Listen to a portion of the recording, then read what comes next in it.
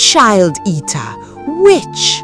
Mama Chidi's voice echoed through the compound, her weathered finger pointed accusingly at Amara. 10 years you've been married to my son, and all you do is swallow your own children before they see the light of day? Amara stood frozen, tears streaming down her face as the words struck her like stones. Her hands trembled at her sides, her lips moving wordlessly. The 38-year-old woman had heard these accusations before, but they never hurt any less. I won't allow it anymore, the older woman continued, her wrapper billowing as she advanced. You have bewitched my son, turned him into your... Mama? Chidi's voice cut through the tirade. He stood in the doorway, his face tight with controlled anger. Mama Chidi turned, her eyes flashing, then swept past both of them without another word, her footsteps heavy on the dusty ground. The silence she left behind was deafening. Amara remained motionless, tears continuing their silent journey down her cheeks. Chidi crossed to his wife and wrapped his arms around her rigid body. Don't listen to her, he whispered into her hair. We are in this together. Child or no child, I choose you. I will always choose you. Amara's body finally softened, and she buried her face in his chest. The market was always the worst. Amara moved between the stalls, her basket growing heavier, but not as heavy as the stairs that followed her. Voices dropped to whispers as she passed, then rose again when they thought she was out of earshot. That's her, one woman murmured to another, the one who eats her children. My sister said she's the reason her husband lost everything in the city. Now she's killing her own babies? One bold trader stepped directly into Amara's path. Witch, wasn't it enough that you made your husband lose his business? Now you must consume your unborn children too? Amara's basket slipped from her fingers. Tomatoes rolled across the ground as she stood there, tears flowing freely, her shoulders shaking. People gathered, some curious, others satisfied to see her pain. She cried like a lost child in the middle of the marketplace, her hands covering her face. When she finally made it home, Chidi was waiting at the doorway. He saw her tear-stained face and immediately pulled her close. Forget them, he said firmly. Forget everything they say. The next market day, Chidi accompanied her, and the day after that, and every market day following. What kind of man follows his wife to market? Men would laugh loud enough for him to hear. Have you become a woman yourself? Chidi never flinched. He'd grown used to mockery when his business collapsed and they'd returned to the village. What was a little more? At home, Mama Chidi prepared her own meals in a separate pot, refusing to touch anything Amara cooked. Good morning, Mama, Amara greeted one morning, her voice gentle despite knowing what would come. I reject you. Stop greeting me, you witch. I'm a woman. Every day brought a new accusation, a new insult. Amara was blamed for spoiled milk, for a neighbor's sick goat, for the rain that came too late. One morning, Mama Chidi dragged Amara's bags to the front of the compound. Out! Leave this house! Leave my son alone! Chidi emerged from the house, his face dark with anger. Over my dead body, Mama. My wife goes nowhere. She is cursed. Can't you see? Mama, I'm warning you. Let my wife rest. He picked up Amara's bags and guided her back inside, her mother's protests fading behind them.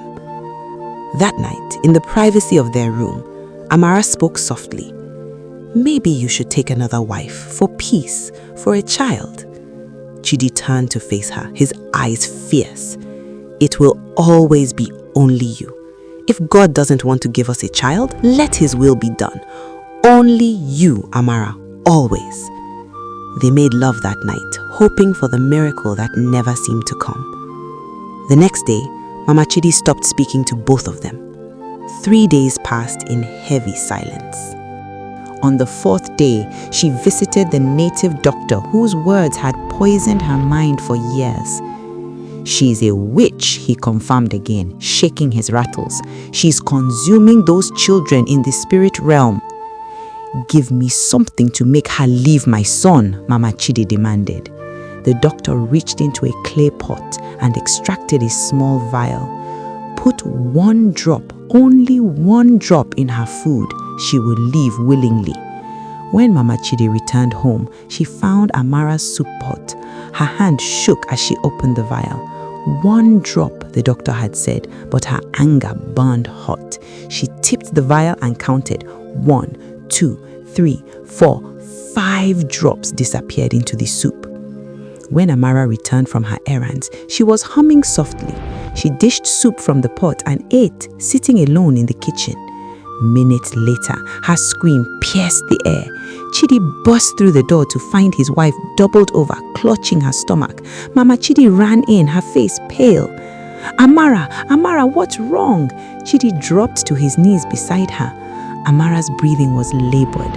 With shaking hands, she pulled a folded paper from her wrapper and pressed it into Chidi's palm. He opened it, a positive pregnancy test.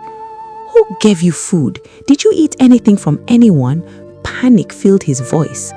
Amara only pointed at the soup pot, her breath becoming shallower. No. Mama Chidi's wail filled the room. "I only wanted her to leave. The native doctor gave me something to put in her food. I just wanted her to leave you alone." Chidi scooped his wife into his arms and ran. Her mother's cries followed him into the dusk. At the hospital, nurses rushed Amara inside. Chidi paced the corridor. The pregnancy test crumpled in his face. Minutes felt like hours.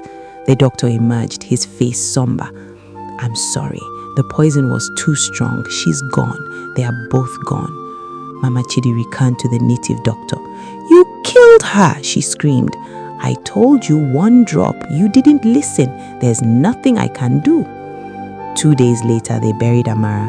Chidi stood by the grave until the sun set, until the last mourner left. At home, he packed his bag. His mother watched from the doorway, her face wet with tears. "Chidi, please." He turned to face her, his eyes hollow. "I regret being your son.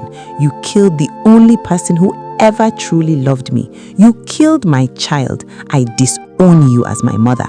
I will never return until the day you die." The words struck like physical blows. Mama Chidi staggered backward as her son walked away, disappearing into the gathering darkness. 5 years passed.